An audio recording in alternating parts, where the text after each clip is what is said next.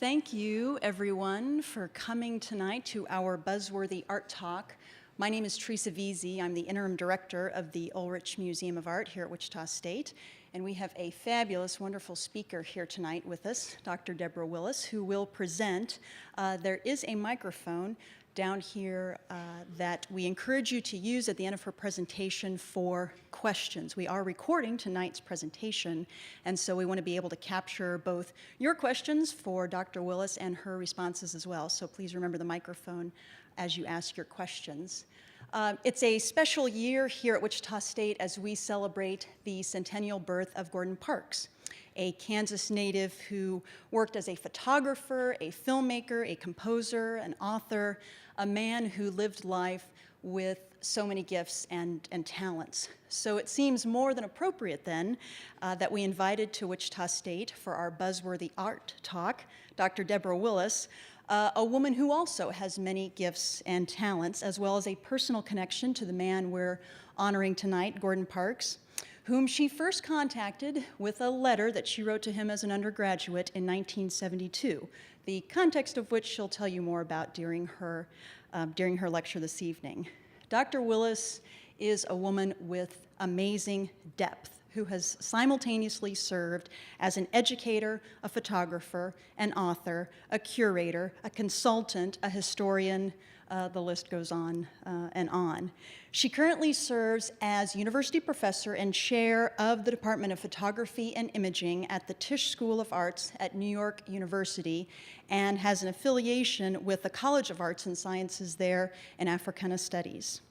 Prior to joining the Tisch School, Dr. Willis was the Associate Director for Research and Collections at the Smithsonian Institution Center for African American History and Culture in Washington, D.C.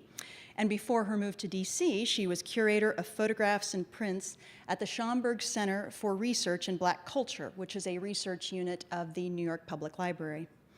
Her educational background includes a bachelor's in photography from the Philadelphia College of Art, a master's in photography from the Pratt Institute in Brooklyn, a master's in art history and museum studies from the City College of New York, and a doctorate in cultural studies from George Mason University in Fairfax, Virginia. Her curatorial work includes curating 100 Moments, Gordon Parks, a photography exhibition that opened several months ago at the Schomburg Center. 100 Moments is an exhibition of 100 of Gordon Parks' images taken over the span of 6 decades, several of which are on public display for the first time. Included in that exhibition that Dr. Willis curated is a photograph that's also included in the Ulrich Museum's collection entitled American Gothic, showing Ella Watson, a black cleaning woman in Washington, D.C., standing in front of an American flag, holding a broom in her hand with a mop in the background, in a stance similar to the farmer with his pitchfork in Grant Wood's famous painting of the same name.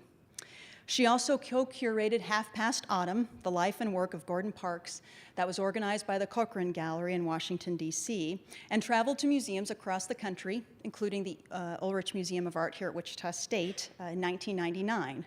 Record crowds came through the Ulrich Museum's front doors to see that exhibition of work by Gordon Parks that really and truly took up every square inch of the museum's galleries. Her more recent publications include Posing Beauty, African American from 1890s to the present, and Black Venus 2010, They Called Her Hottentot. At the 2010 NAACP Image Awards, Dr. Willis won for outstanding literary work for her biography, Michelle Obama, the First Lady in Photographs. Not since Jackie Kennedy has there been such a First Lady that's enchanted this country. Unfortunately, Dr. Willis was not able to attend the awards that year in Los Angeles because she needed to stay in New York and teach. Her devotion to education is evident in that in addition to her duties as chair of her department, and she's now going on to her 7th year as chair, she also is a professor whose classes this semester include the making of iconic images and the black body and the lens. She has been a visiting professor at Harvard University, Princeton University, and Duke University, and has taught at the City University of New York and New York Theological Seminary. She was a 2005 Guggenheim Fellow and Fletcher Fellow, and a 2000 MacArthur Fellow, as well as the 1996 recipient of the anonymous Was a Woman Foundation Award. Professor Willis recently received the Honored Educator Award at the Society for Photographic Education and was named among the 100 most important people in photography by American Photography magazine. On top of her teaching, researching, writing, and curating, Dr. Willis still makes time for her passion, her art, taking photographs weekly. She photographs in Harlem every Sunday when she's in town, and her photograph of a mural on the side of a slightly deteriorated church was included this year in the ongoing series Harlem Postcards by the Studio Museum in Harlem, which is devoted to work that has been inspired by and influenced by Black culture. Dr. Willis has committed herself to doing at least one art project a year. So her most recent project, she has turned her lens to the world of bodybuilding. She has attended and will continue to travel to bodybuilding contests, photographing both male and female participants with big bulging muscles. I could take an hour to tell you more about Dr. Willis, her work, her awards, her research, her accomplishments, as I've truly only scratched the surface of this amazing woman. So please, please help me give a very warm welcome to Dr. Deborah Willis. So I wanted to start off with this first image of Gordon Parks that I wanted to kind of connect to a term that Richard Wright wrote to Gordon Parks when in a book, in terms of inscribing a book to him, to one who moves with the new tide. And so when we think about Gordon Parks and looking at this image, we also see a man who's also reflecting on his experience as a photographer. We see the Rolleiflex. We also see his interest in style and fashion. There's a conscious activity within his framing. I want to walk through some of the images with you just to kind of talk about his history and also incorporate ideas about the exhibition that's on display here. But Gordon Parks changed the world. He's changed many of us, and this exhibition and talk will I guess, include a context to his work and how we and others imagined his work. So Gordon, as a photographer, many photographed him, made self-portrait. He's made self-portraits. But one of the activities that I found that one of the older photographers I met in the 1970s, and the reason why I wrote to Gordon in 1972 was that I was a student, and it's always important for me to talk on campuses and to think about how, as a student, what's missing, where are the gaps in the classroom, and to challenge the traditional texts. And I asked my teacher, where are the African-American photographers in my history books? And she said, why don't you do a research paper on the project? We know of Gordon Parks, we know of Roy DeCarava, and let's see what else you could find. And she had a few names, and I decided to write to Gordon Parks, and he responded.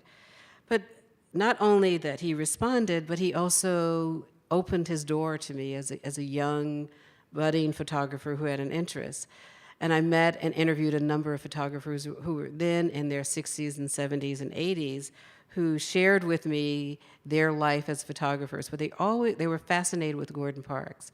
They said that as a photographer, he had different angles. He would fall on the ground and look up and make kind of iconic images and thoughtful images about the subjects.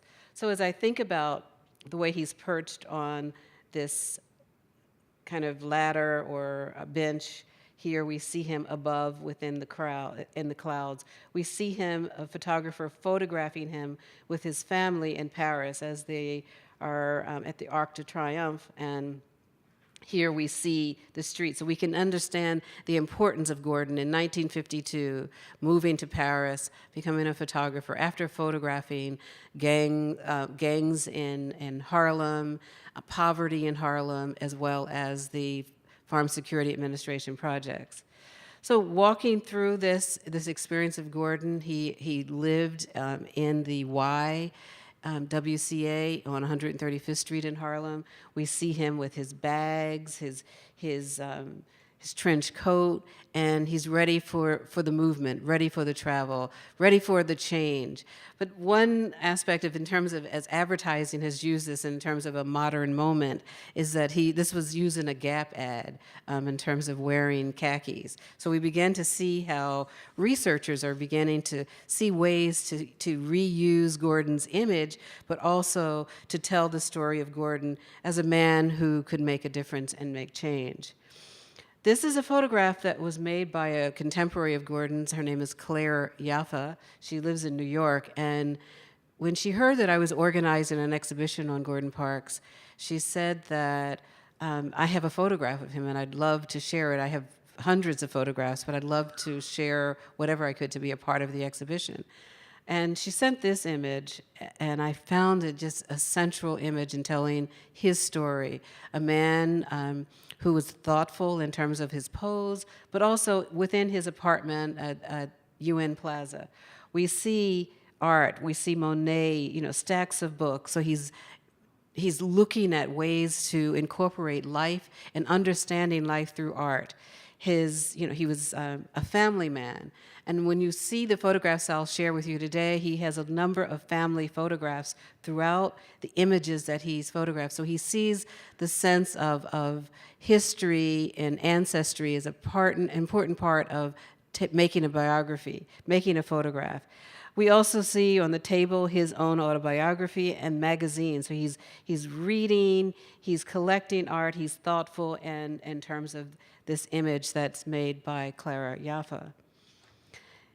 In 1940s and 1930s, he lived in Chicago, and he was influenced by Charles White, a painter who worked at this Chicago South Side Art Center.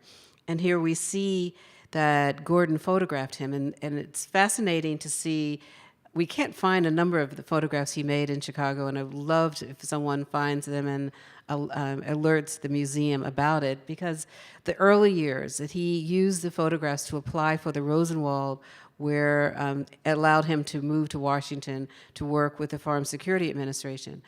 But here he photographs this wonderful painter who was concerned about history, who made history paintings, but also portraits of leaders and people who made a change in African-American history. This is a mural, a part of a mural that is part of the Talladega murals. We see the paintbrush, we see this monumental pose. We see that Gordon is also creating a narrative about the man, Charles White. Charles White encouraged him to apply for the Rosenwald when he visited the Southside Chicago Art Center.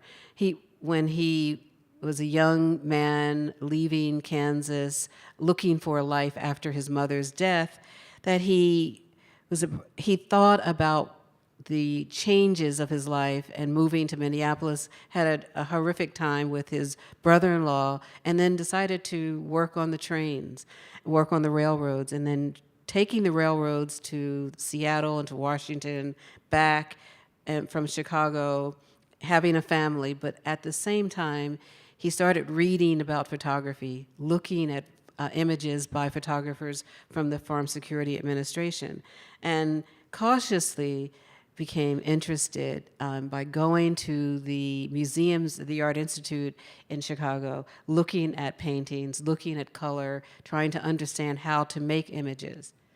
But Gordon was influenced when he moved to Washington after he received the Rosenwald, but also to photograph in Washington with the Farm Security Administration photographers that he himself studied as a young man on the train.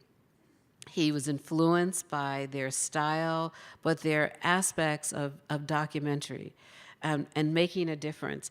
He was initially interested in documenting Black life in Washington, D.C. His Roy Stryker, who was his director and supervisor at the Farm Security Administration, asked him to just walk the streets of Washington, D.C. and decide what he'd like to photograph. He told him to go buy a coat. Roy Stryker, understood racism and in that city and bigotry in that city, and did not prepare Gordon for that experience. And Gordon decided he was amazed and shocked by living in the city, in the nation's capital, and unable to eat at a restaurant, buy a coat, or to live to do anything that normal activity of a black man he experienced in Chicago. So he was upset about it, about the bigotry, and he said to Roy Stryker, I want to photograph this experience. How do you photograph bigotry? How do you photograph discrimination? And he didn't know how to make this happen. And Roy Stryker decided and challenged him by saying, interview the cleaning woman in the offices of the Farm Security Administration. So he spent a month with Ella Watson, and he photographed her at work different times a day. So here he sees the American flag as an iconic moment, her mop and broom placed around within it. But then he created this image, which he says that when he showed it and shared this with Roy Stryker said, you're going to get us all fired because this is not something that he expected to see. And then also creating this moment by the tools of the trade of this woman, the mop and broom, a woman who has lived in terms of poverty, but working within that experience, looking directly into the camera, not, with her pin dress. So we began to see his thoughtful ways of documenting her. So I have a few images from that series where he's photographed her in her home. She's raising her 3 grandchildren. She adopted a daughter, and also her husband had just recently died. So we see her as a family woman, but we also see the sense of history. As Gordon photographs, there are 2 sides to the story within his portraits. You'll see one activity on the left side and another on the right side. We see a reflective moment of this young girl seated on the bed, but also the parents of Ella Watson in terms of history of family photographs. We see a crowded flat in that experience. We see hungry children. We also see him photographing her at work and seeing the beauty of the moment of art and framing within his images in the collection here, as well as in this series with this PowerPoint, is images. We see images of mirrors. Mirrors are always reflecting ideas, but also breaking the plane, understanding that Gordon is looking beyond the activity, but looking in terms of telling a story. So we see a woman who's covering her hair as she works, but we also see him framing her in the mirror. We also see her leaving for work at 4 in the afternoon to work at night in the office building. The young children watching her leave, and also photographing her at church. A very spiritual woman. He was very active in documenting that. But at the same time, he's photographing in other places. And as we begin to see not only framing families, but we also see calendars where he gives us dates, and he sets the dates and timing of the photograph.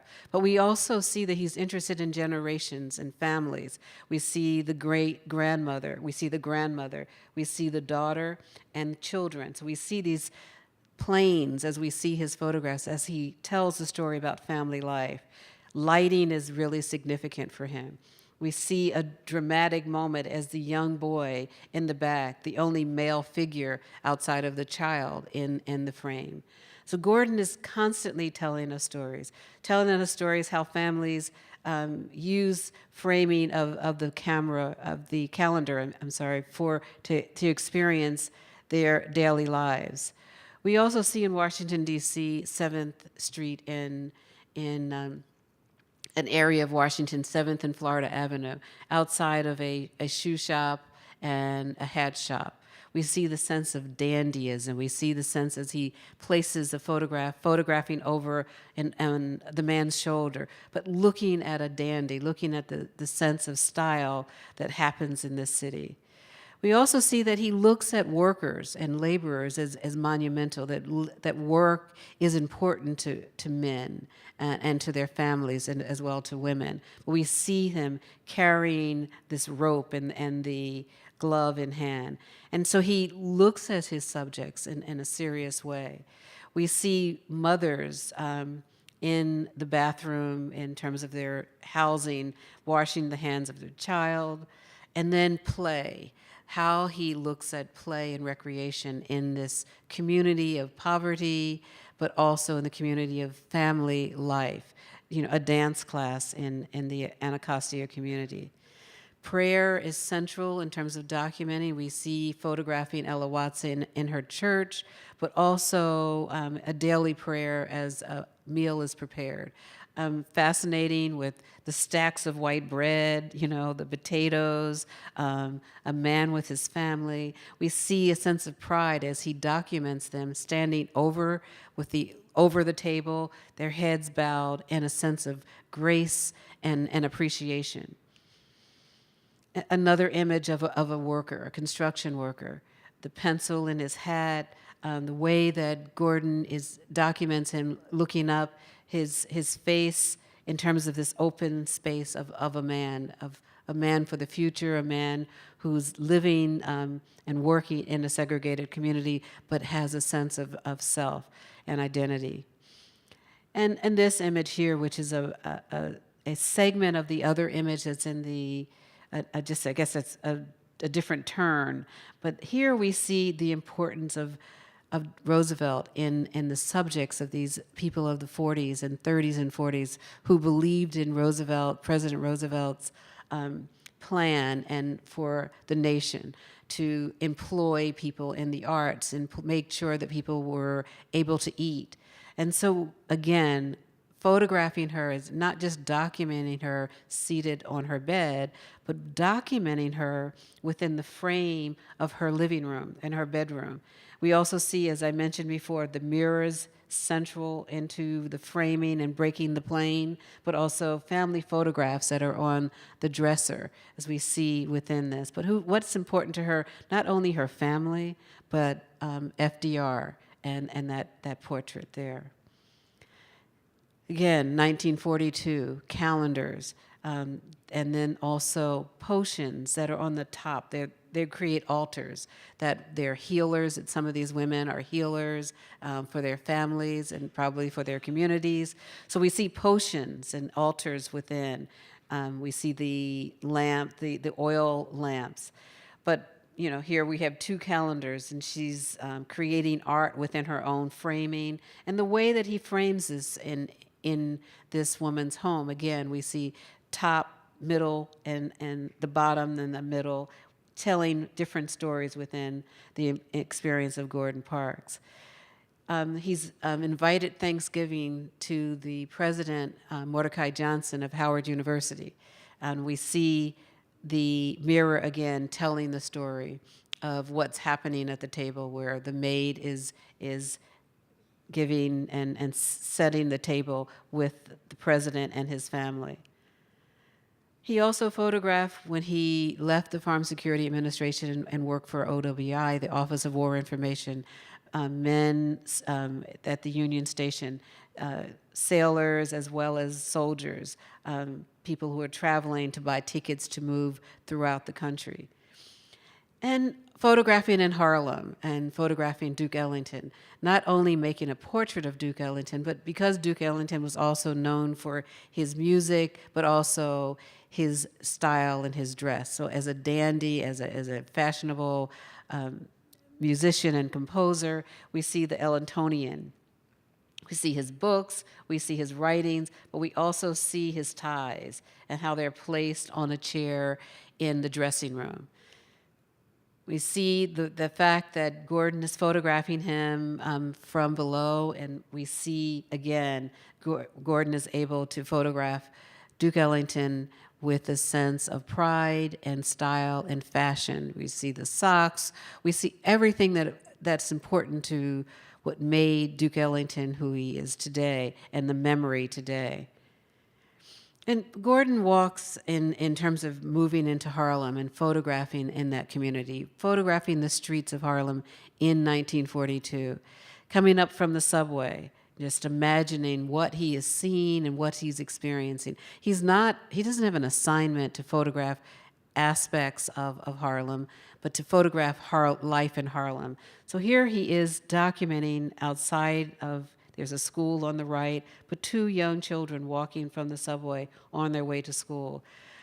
But what I see with this image, that Gordon is giving us this experience that he's having, coming up from the subway, a new world as he walks through Harlem. Young newspaper boys, a policeman at work, and then also the window of the Universal Negro Improvement Association with Marcus Garvey's portrait in the window.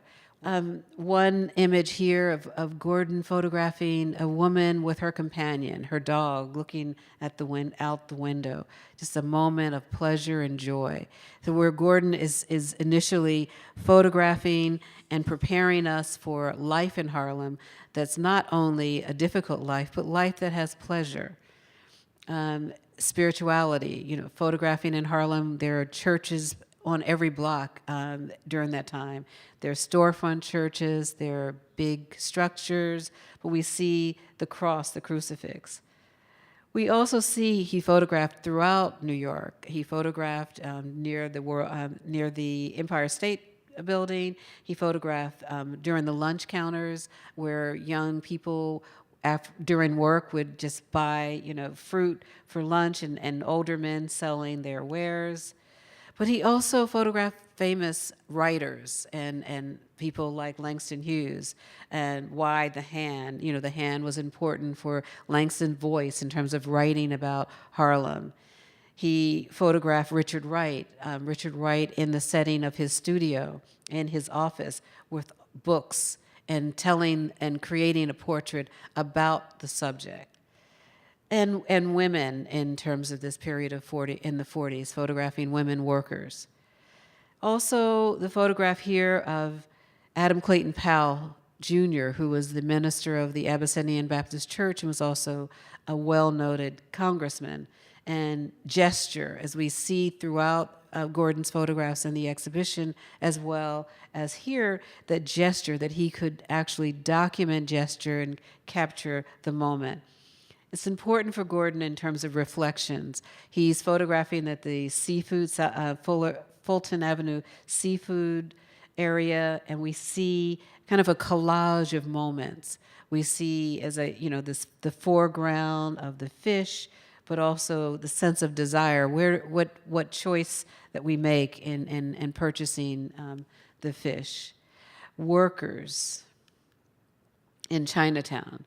And then there's a project that he photographed of a young boy in terms of desire. Again, where we begin to see the confusion of what is the experience of children and the experience that happens with the doll test. And this is a piece that, a series that he photographed for Ebony magazine at the time. And it was mainly in terms of pushing the boundaries of desire and asking children who were troubled about their identities. And so the question that Kenneth Clark asked, in terms of the question of child's play, what doll in terms of that you find desirable or beautiful or that you would like to take home. And the child, the way that Gordon photographs him, he's in conflict. His eye is, of course, looking at the black doll, but he's reaching for the white doll. And it was part of this Problem Kids, this new clinic, is looking for ways to try to understand denial and self in terms of identity and the significance of this study.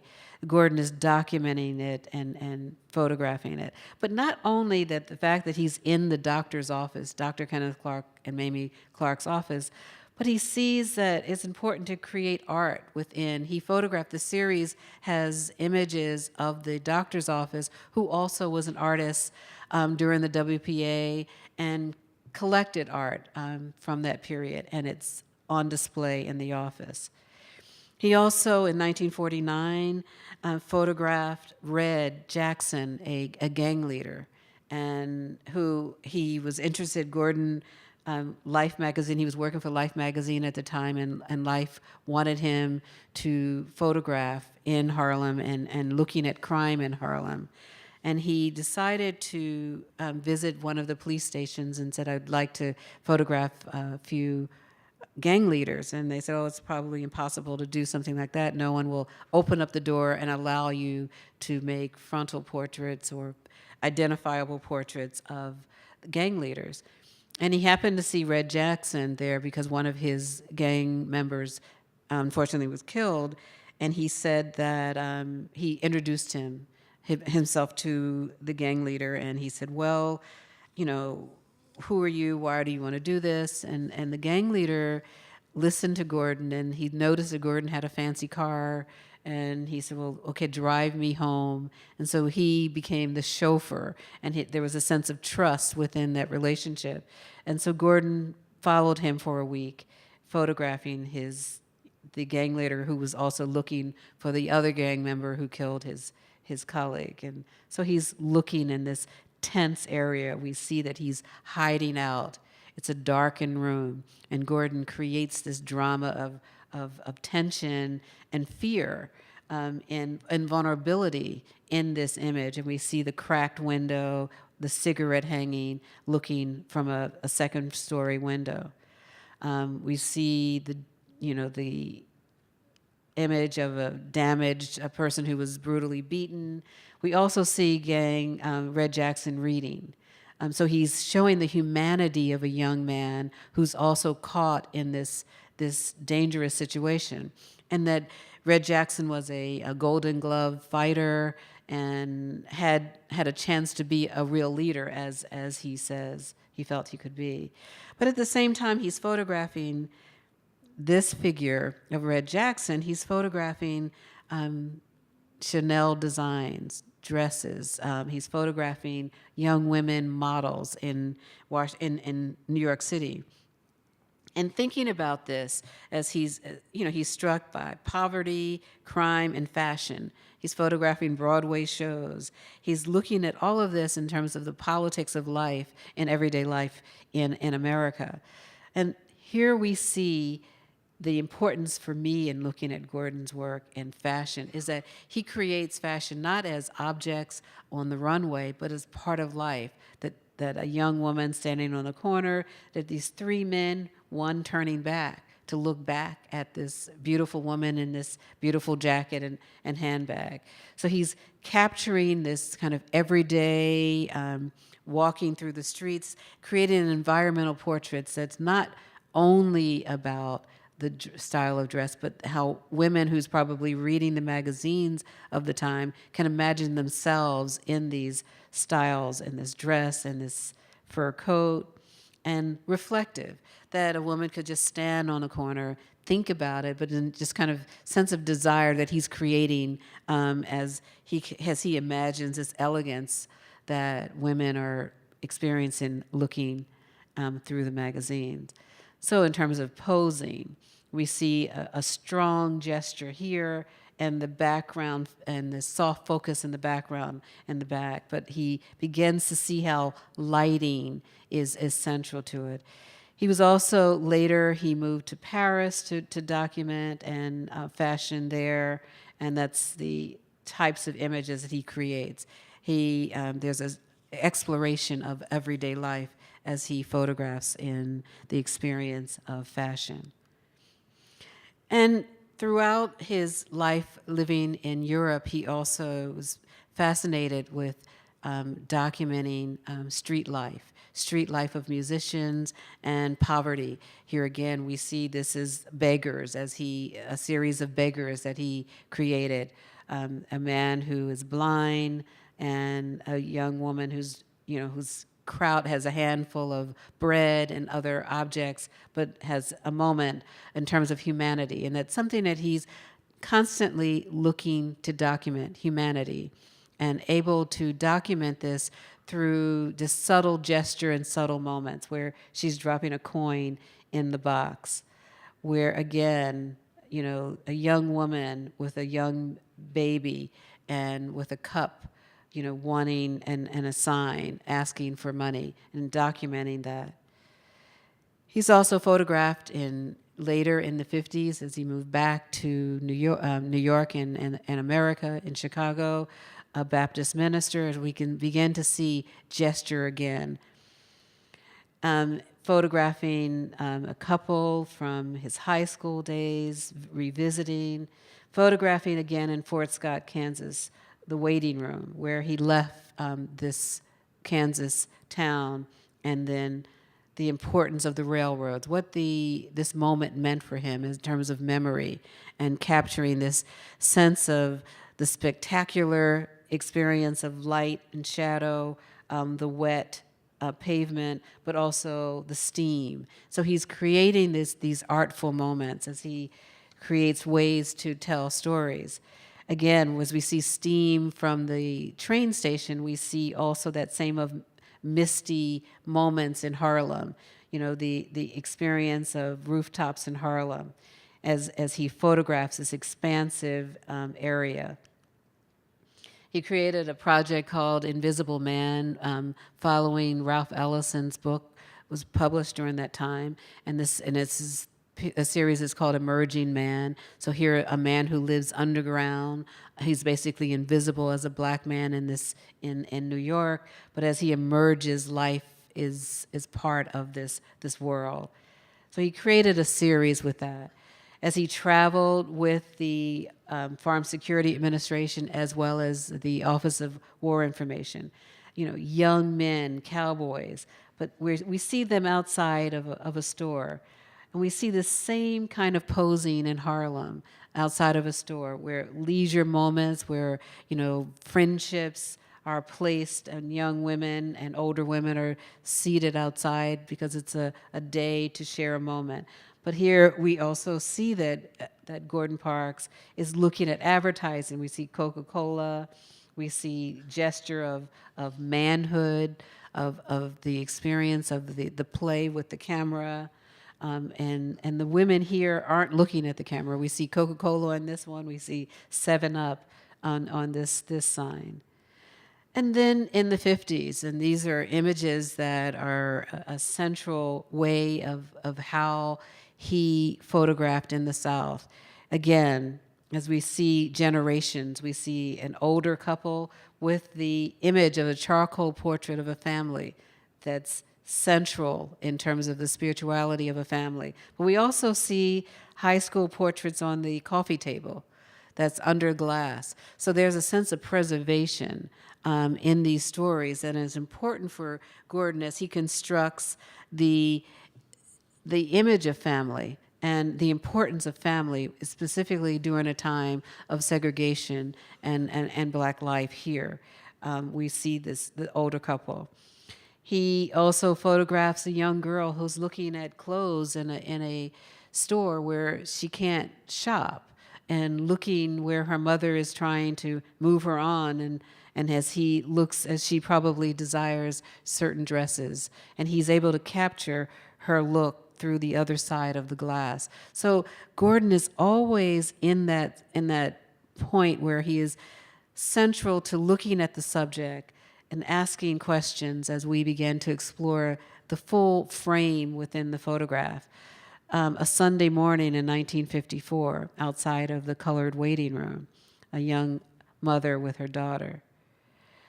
And just, this kind of a shotgun store, the structure of this little store, the girls on one side, they're drinking juice, and family members, just kind of the outside porch.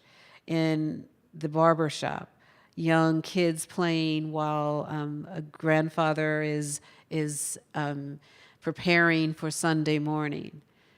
We see church, spirituality, as we see throughout Gordon's photographs. He sees and documents this experience within these communities. The politics of signs, of the side, the colored only, the white only, within the framing of outside of the store. Ice milk is sold here. So we see signage and advertising, but we also see this everyday experience of segregation. He is looking at signs and trying to understand where the social landscape that's committed to segregation.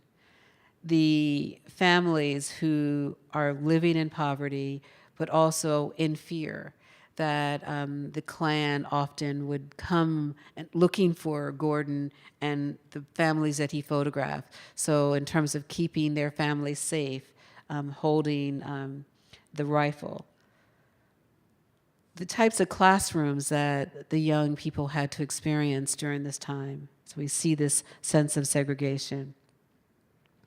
And work.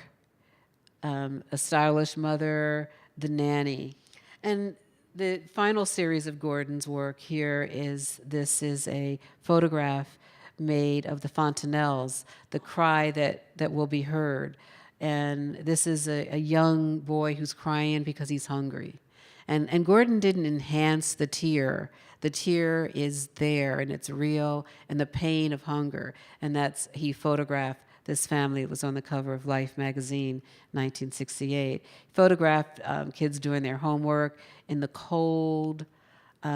He also photographed Muhammad Ali, his first fight, just this experience of relief, joy, and the fear and the experience.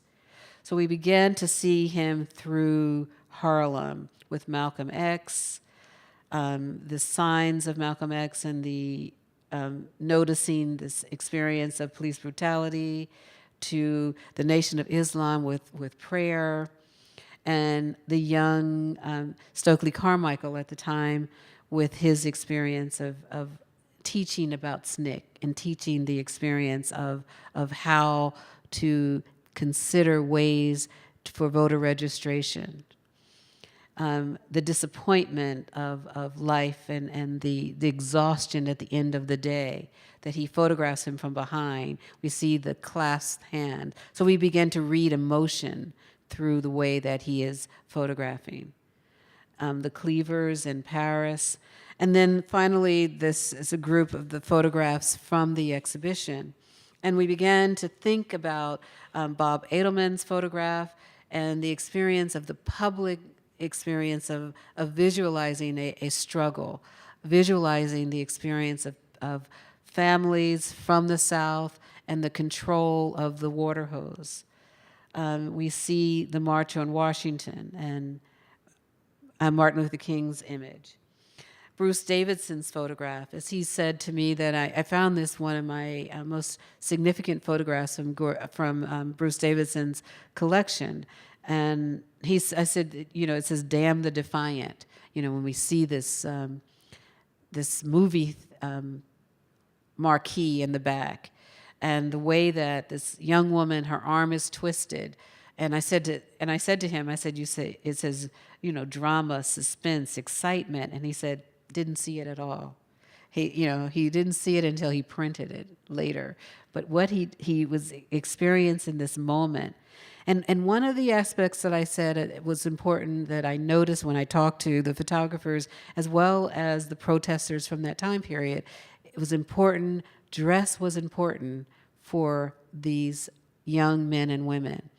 That, they're wearing their pearls, they're wearing their cardigans, their dresses, that, in terms of respectability, that they wanted to be respected, and their dress style was evident in the terms of the way they were dressed. Families, a man with his son. Schools, in terms of the classroom. Photographing the opposite side of that experience, of the Klan. The marches, and then again on the bus, and the experience of how spirituality and the songs that young people sang to keep them going, to keep the momentum, because he said it was a difficult moment, time for most of them. They were tired, they were exhausted, but having the chance to sing spirituals helped them along. And then photographing the blood-stained car. And Danny Lyons' photograph with the image of the counter, the lunch counter.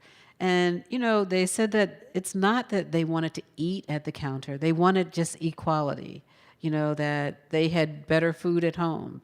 But just in terms of access, that these young kids decided to, have this experience and understand what it meant to have equality, photographing them, to be arrested, and, just to create this galvanizing moment. And the way Danny Lyons photographed them, we see the drama of that moment. And then also the leaders, the artists who, Joan Diaz, who sang, who's a part of this moment, and creating why the young singers and artists during the time were part of this moment, and the importance of it, not only as outsiders, but they were also insiders, because the moment that we think about what affected both sides, affected everyone and affected America. We see in church, again, the colored and white waiting water fountain. And Moneta Sleet Jr., who was the first black photographer to receive the Pulitzer Prize. And we see the same moment, these photographers photographing similar moments of the Selma March. But he won the Pulitzer Prize for this image here of Mrs. King at the funeral of Dr. King. And we see a mother, a restless child, holding this kind of moment of Madonna and child moment. And here we begin to see the moment of public mourning, and the aspect that Mrs. King had to publicly mourn and to deal with that type of grace of mourning. And it's been said that she taught a lot of mothers who lost family members during the Civil Rights Movement how to mourn in a public way. And then finally, as I think of style and dress and the importance of politics of dress and politics of respectability, we see, a man with this dog, this German Shepherd pulling the pants leg and tearing it off. But we see his dress.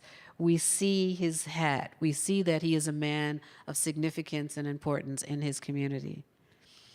And then finally, this image of Robert Frank, who was an outsider, moving to this country to document and create something called The Americans, photographing it for a year. This is a trolley car in New Orleans. And, there's two more images, I forgot, in New Orleans, but we can begin to see the segregated trolley car. And again, Robert Frank, just a significant photographer who can begin to create portraits within the trolley car window. We see different, the children, we see the woman in the front who looks back at disdain. We see the man who's, posing, but also the reflections of this trolley car.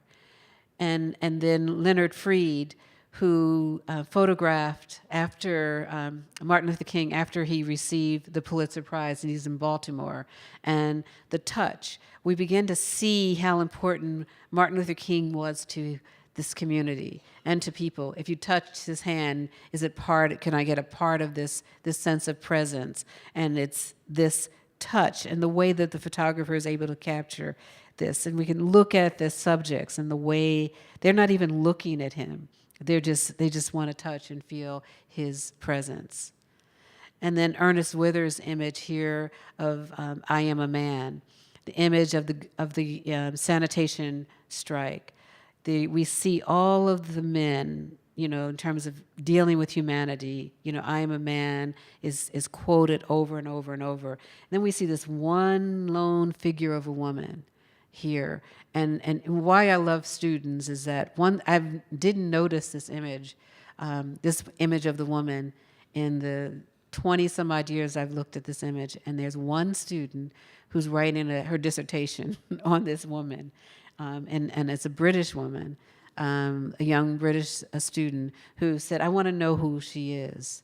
And I want to know more about her. And that's why, when in terms of reading images, and why I think, education with students and looking and visually reading images is important to know what's going on in these images and asking questions. And so there's a dissertation about this woman here.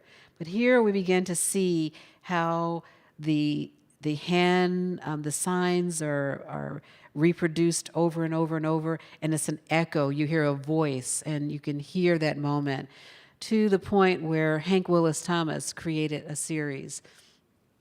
And looking at that image and responding to that image, but also responding to it historically and to bringing it up to a contemporary sense.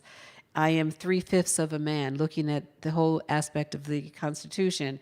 Am I a man? I am a man. I be a man in terms of vernacular of hip culture. A man, I am. Be a man in terms of the things that are told to young men. I am your man in terms of a love relationship. A man, am I, in terms of MIA, am I missing, that aspect of it.